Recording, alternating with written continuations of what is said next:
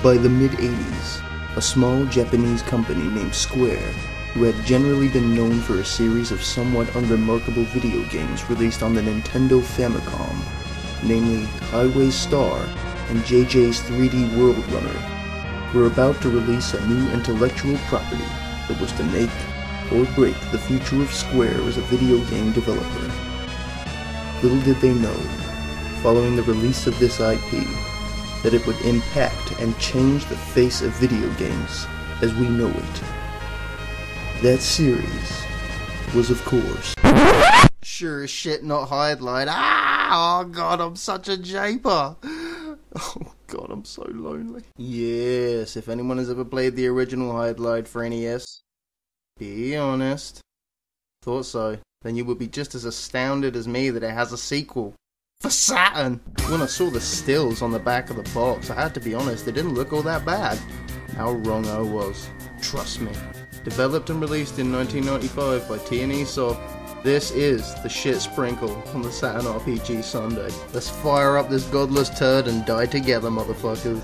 Okay, so we have an Emmy award-winning FMV sequence before we are thrown into the game world.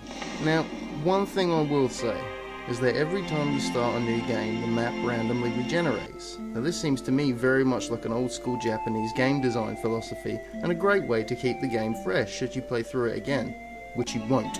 Believe me, it is definitely not enough to save this old horse from the glue factory. Now, this isn't a let's play, so I'm only going to show you the highlights. This is Brahillia Plays Virtual Hydlide. Oh god. Okay, so as you can see, it looks like absolute crap, but interesting crap nonetheless. The object of the game is to run around the map like the fat kid who's realised that it's the school's annual field trip to Cadbury World and he's 5 minutes late for the bus. You flail around with a butter knife dodging trees and rogue slime until you eventually happen upon a graveyard and some zombies. After you've successfully spread their toast and robbed their graves, it's off to a vampire's mansion to fight off bats and other frightening fuckos apparently jealous of your character's bronze medal winning LARPing costume. So much as I can gather, it's your generic classic RPG plot. Save princess, dispel evil and celebrate with a few toasted tea cakes, but thus far I have been unable to confirm this as canon as I can't bring myself to play past the mansion. Looking at it, maybe you can understand why. It's easy to get lost and common to find yourself running around lots given the limited draw distance and that crappy colour palette choice of the landscape and choppy FPS rate, which, after stopping just short of making me want to puke, the soundtrack succeeds where the graphics failed. Chum the break.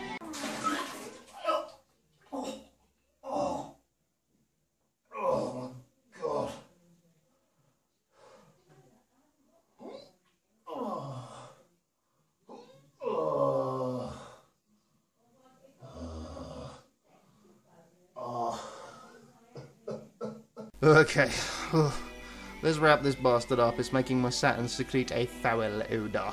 In all fairness, maybe it's the fumes, maybe I'm broken inside, but this game, although terrible, has a certain charm that really appeals to me that I can't quite articulate. Another steaming log to add to my ever-towering mound of video game poop. How does it compare to the original on the Nintendo? Well, it's not exactly a tall order to beat. If this game does it at all, then it only just scrapes it.